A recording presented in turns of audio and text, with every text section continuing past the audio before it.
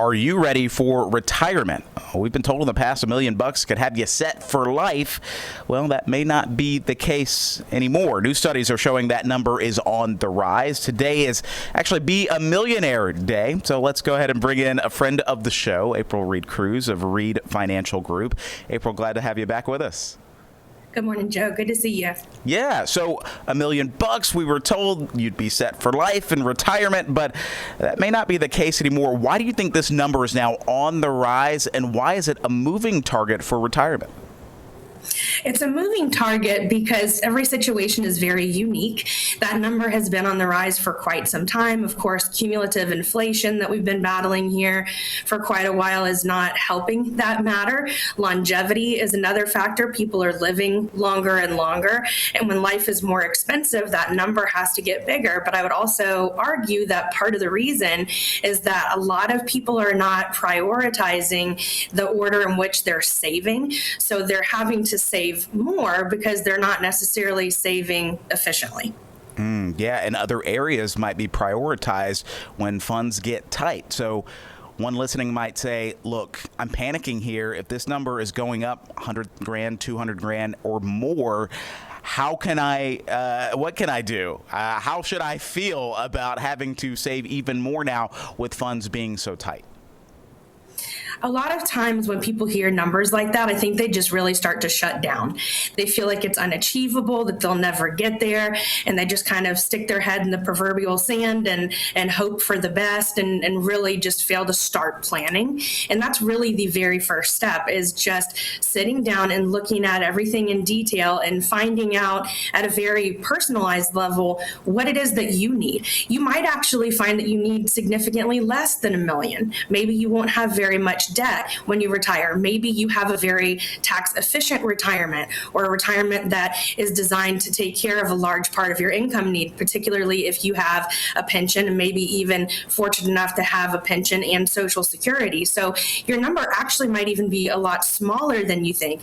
But the first step is knowing what your number is and then finding very tactful ways to start, even if it's small, start as soon as possible.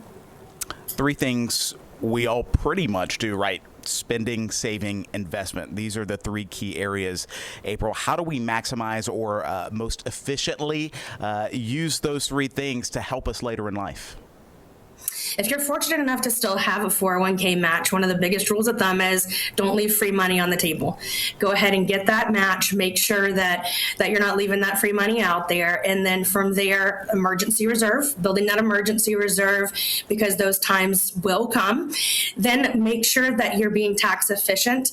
You can look at Roth IRAs if you're eligible there. HSAs are one of the best benefits. Health savings accounts, one of the best benefits out there with triple tax benefits for contributions, growth, and distributions.